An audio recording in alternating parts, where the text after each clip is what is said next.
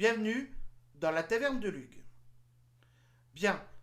Alors, donc, comme vous voyez, j'ai un nouveau micro, donc j'espère que vous m'entendez bien, peut-être en cas un peu mieux que la dernière fois. J'ai pas encore branché la caméra HD, mais de toute façon, ma petite caméra là, de l'ordinateur me paraît plutôt sympa pour débuter. Donc, nous sommes dans la partie résultat de ces 8 questions que je vous avais posées. Je n'ai eu qu'un seul gagnant, dont je vous dirai le nom, parce qu'il m'a autorisé sur le mail. Donc, je vous le dirai après. Donc, nous allons passer par la première question. Donc, qui a écrit et dessiné La nuit où Gwen Stacy est morte? Ce qu'on appelle, il me semble, la fin du Silver Age. C'est apparu dans Amazing Spider-Man 121-122, hein, il me semble. Donc, nous pouvons voir donc cet épisode dans le Strange 104. Regardez cette couverture qui est superbe. Je ne vais pas aller plus loin parce qu'après, vous savez, que je fais les rétrospectives, on va en parler de cet épisode-là. Mais, donc, la nuit où Gwen Stacy est morte, je vais faire la page suivante. Voilà. Donc, la réponse dans la question 1 était écrit par Jerry Conway, dessiné par Jill Kane, ancré par John Romita et Tony Mortellaro. Réponse question 1. Ensuite, nous avons quel est le héros sur la couverture du Nova, donc du premier Nova, sorti le 10 février 1978. Eh bien écoutez, c'est le surfeur d'argent.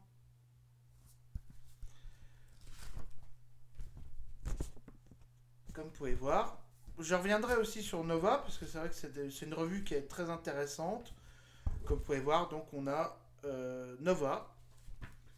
On a un épisode de l'araignée avec Tarantula, super vilain que j'aime beaucoup. Mais on reviendra par la suite, parce que c'est un personnage très intéressant et qui est lié au Punisher. Voilà. Dans quel numéro de Spidey peut-on lire le What If et si Gwen Stacy avait vécu?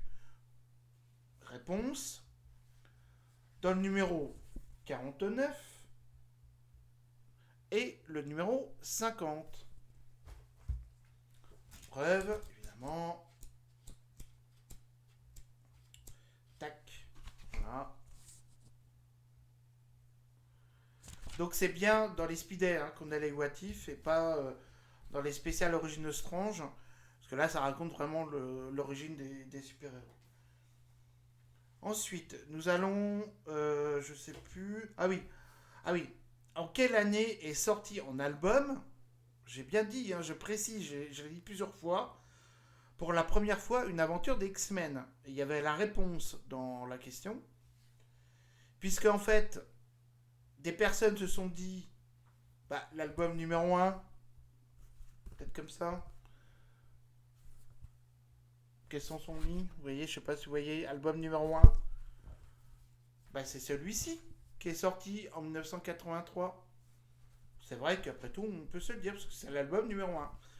Sauf que quand j'ai précisé une aventure des X-Men, cet album-là, regardez, c'est bien marqué Les étranges X-Men. Donc c'était pas celui-là. C'était bien sûr celui-ci. Une aventure des X-Men.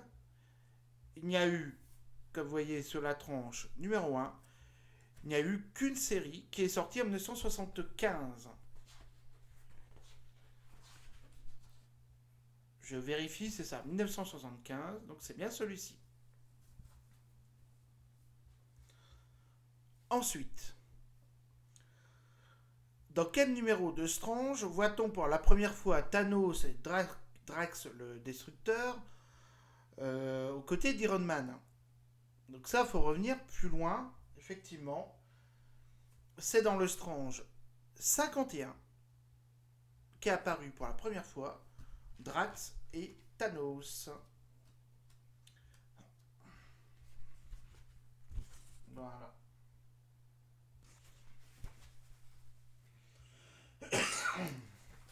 Je vais essayer de vous montrer Thanos. Ah, je sais pas si vous connaissez ceux-là, c'est les frères de sang.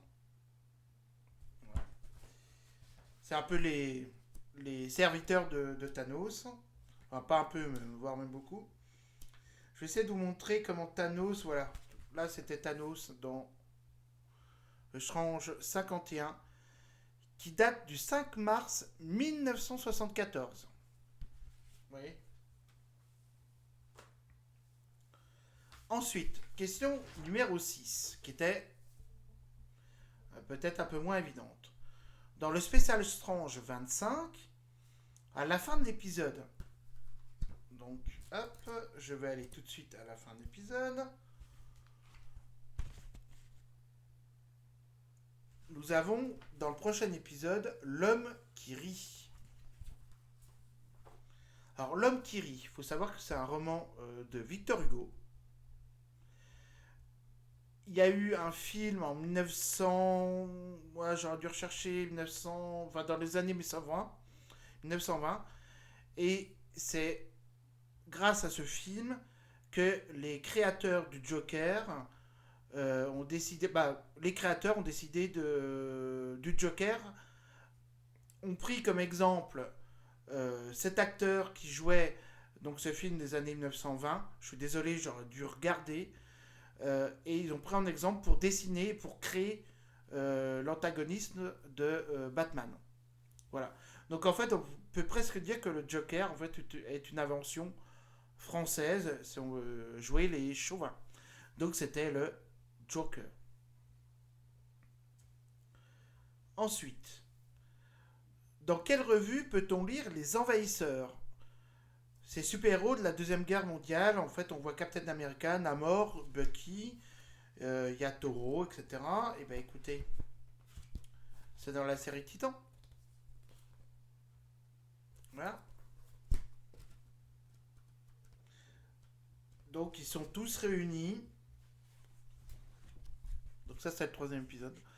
Ils sont tous réunis pour combattre en fait l'Allemagne nazie et force de résistance, si vous voulez.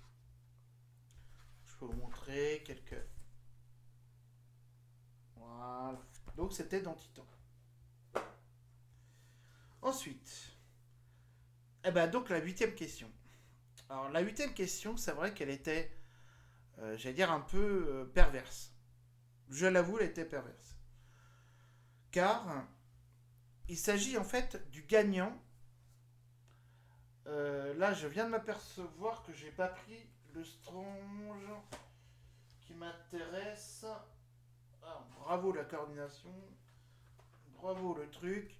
Bah écoutez, je vais vous laisser quelques instants. Je vais prendre le Strange. Attendez.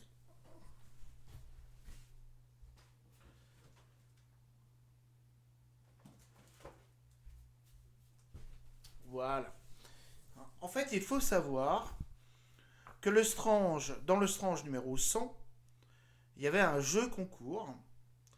Et donc le gagnant pouvait participer, enfin le gagnant en fait avait le droit de dessiner en fait un super vilain ou un super héros de son choix et 2 pages seraient publiées par la suite dans le Strange 105.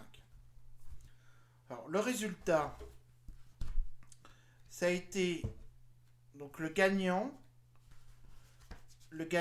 est une création d'Olivier Corbex, vainqueur du concours du Strange numéro 100. Et qu'est-ce qu'il a dessiné Olivier Corbex, pardon, si tu me regardes, tu peux me répondre en documentaire. Il a créé en fait un super vilain, écologiste avant l'heure d'ailleurs, vous voyez, Fulgur.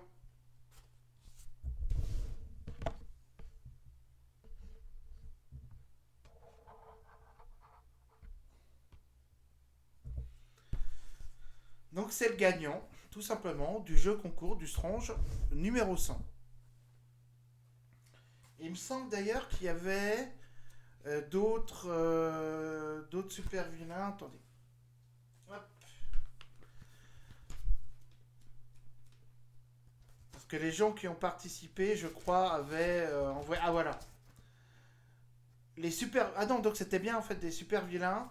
Le but en fait, du concours était de créer un super vilain pour le Strange numéro 100. Et comme vous voyez, en fait, il y a eu plusieurs idées assez bizarres, j'avoue. Ah, pardon, attendez. J'enlève le micro. Voilà. Et donc, c'est celui-ci qui a gagné. Donc, il y avait Super Abeille, je crois, Dragonor, un truc comme ça, même terrifique. Port épique, hein, je crois, comme ça que ça s'appelle, ouais, ouais. Super Abeille. C'est un peu bizarre, Super Abeille, mais bon, bref. Euh, voilà, c'était tout simplement le gagnant du jeu concours du Strange numéro 100. Eh bien écoutez, donc je n'ai qu'un seul gagnant. Et celui-ci, en fait, m'a répondu qu'en fait, qu'il avait déjà ce comics-là, enfin ce RCM, pardon. Donc, bah écoutez, et le gagnant est, je crois qu'il s'est abonné à ma chaîne. J'avais prévu.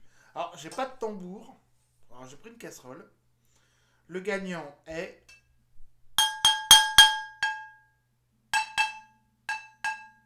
Fait mal aux oreilles. Bon, on va imaginer que c'est un tambour. C'est monsieur Sébastien Boudère ou Boudet. Je sais pas comment cela se prononce. Excuse-moi si j'ai écorché ton nom. Et ben écoute, je te remercie parce qu'on s'est échangé plusieurs petits mails très sympathiques. Mais écoute, je pense que je referai un quiz peut-être dans 1 ou 2 mois. On verra, je choisirai peut-être une autre revue comics. Peut-être que celle-ci n'a peut-être pas été appréciée. Ou voilà, c'est vrai que Night Fighter est peut-être pas un super-héros qui est très connu. Ou je ne sais pas, ou les questions étaient trop dures, ou vous n'aviez pas envie de participer, peut-être tout simplement. Eh bien écoutez, donc je vous dis donc à une prochaine fois. Je vous remercie en tout cas. Euh, la prochaine vidéo, bah, je vais continuer. Hein, les Strange, je m'étais arrêté au Strange 97, donc je vais continuer. Et je m'arrêterai de toute façon au Strange 121. C'est juste pour vous expliquer qu'il y a des sagas qui étaient assez fantastiques euh, sous-jacent, côté humain, politique, etc. C'est vraiment des revues que j'ai dévorées et voilà, que j'ai fortement apprécié. J'essaierai de vous expliquer pour quelle raison.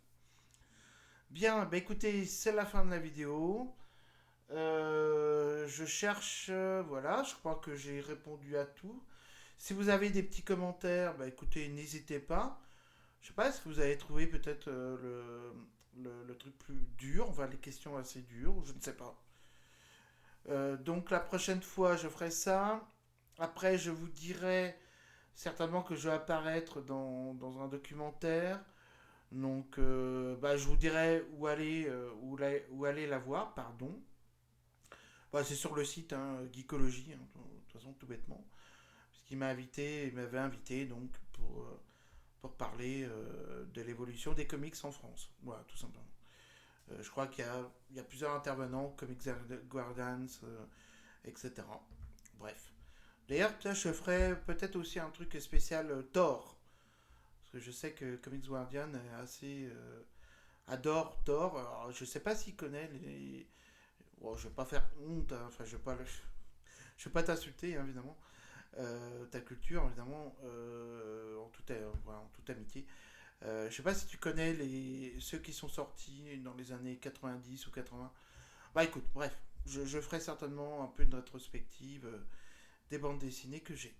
Bah écoutez, je vous souhaite en tout cas une très bonne soirée et je vous dis à la prochaine fois. Et bienvenue et au revoir à la taverne de